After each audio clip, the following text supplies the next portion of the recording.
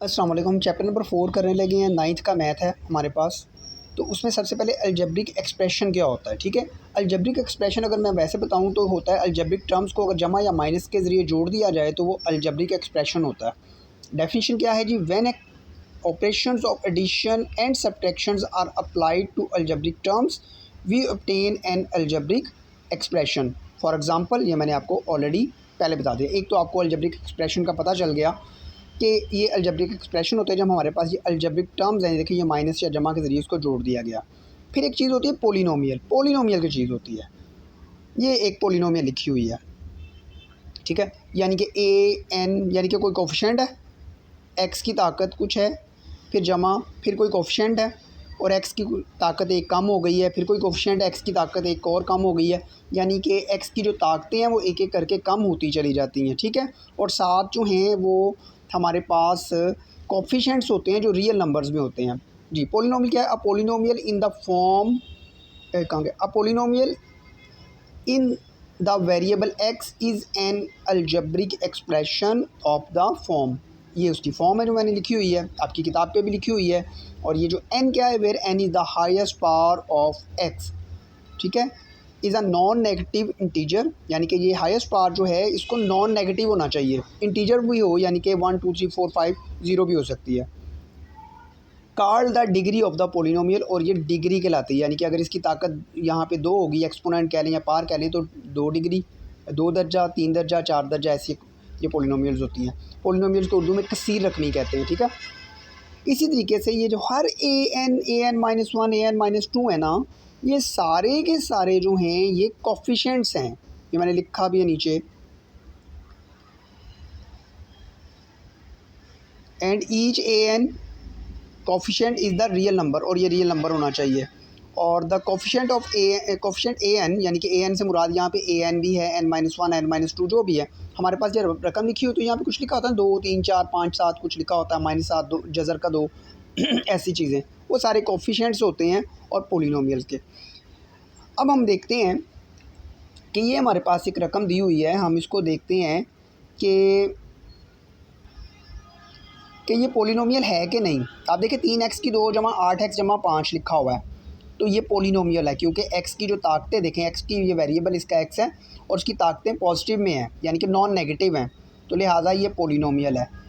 ये भी पोलिनोमियल है, हालांकि ये 2 का जज़र लिखा हुआ है लेकिन ये रियल नंबर होता है, ठीक है। x की ताकतें देखनी होती हैं, x की 3 है, ये x की 2 है, ये पोलिनोमियल है। ये पोलिनोमियल नहीं है, क्यों? क्योंकि x का जज़र है। जज़र का मतलब होता है ताकत 1/2, तो इसकी ताकत इंटीजर नहीं है, पॉजिटिव तो है लेकिन इंटीजर नहीं है, लिहाजा ये पोलिनोमियल नहीं है।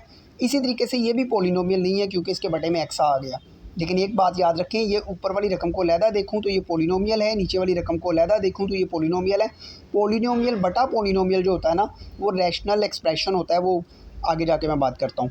पहले जो अभी डेफिनेशन पढ़ी उसके मुताबिक आपकी एक्सरसाइज जो है इसका 4.1 पहला क्वेश्चन है, उसमें ये चीज़ें दी हुई हैं कि ये पोलिनोमियल हैं कि नहीं है। आप देखें बड़े में x आ गया, नीचे से ऊपर लेके जाऊंगा तो ये हमारे पास x की ताकत -1 हो जाएगा। इसका मतलब है ये तो पोलिनोमियल हो नहीं सकती। इसमें देखें 3x की 3 है, -4x की 2 -x, और ये x का जज़र है। देखिए x जज़र आ गया, जज़र का मतलब 1/2 होता है, वो 1/2 और ये 1 मिलके 3/2 हो जाएगा। तो ये x की ताकत जो है वो बाय डेफिनेशन जो मैं बता रहा हूँ आपको कि इंटीजर होना चाहिए, वो पूरी नहीं हो रही, लिहाजा ये हमारे पास पोलिनोमियल नहीं है। हाँ जी, ये पोलिनोमियल है, क्यों? देखिए x की ताकत 2 है और x है, कांस्टेंट की तो जो मर्ज़ी हो रियल नंबर होना चाहिए। इस तरीके से ये भी पोलिनोमियल नहीं है क्योंकि इसका ऊपर वाले देखिए ये पोलिनोमियल है, ये पोलिनोमियल है, तो दोनों बटे में आ रहा है ये x, ये पोलिनोमियल नहीं। हाँ, ये रैशनल ज़रूर है, लेकिन रैशनल की बात आगे करते हैं कि रैशनल एक्सप्रेशन क्या होता है।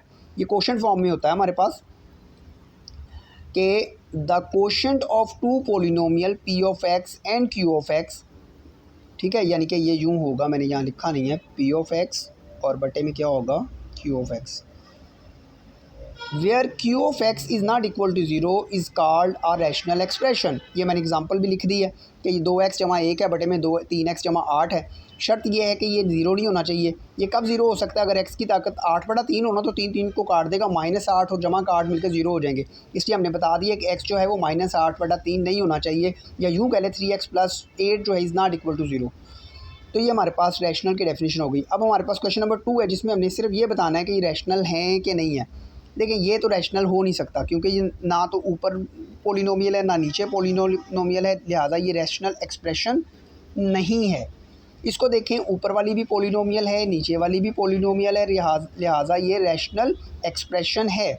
इसी तरीके से ये भी रैशनल एक्सप्रेशन है क्योंकि ऊपर वाली भी पोलिनोमियल है, यानी कि न्यूमरेटर जिसको कहते हैं, डिनोमिनेटर भी पोलिनोमियल है। तो ये हमारे पास जो है रैशनल एक्सप्रेशन है। ये फिर रैशनल एक्सप्रेशन नहीं है क्योंकि ये देखें एक्स का जज़र है, ये तो पोलिनोमियल ही नहीं बनती। बटे में भी एक्स का जज़र है, ये तो पोलिनोमियल ही नहीं बनती, लिहाजा ये रैशनल एक्सप्रेशन नहीं है। नेक्स्ट क्वेश्चन के साथ हाज़िर होते हैं, तब तक के लिए अल्लाह हाफ़िज़।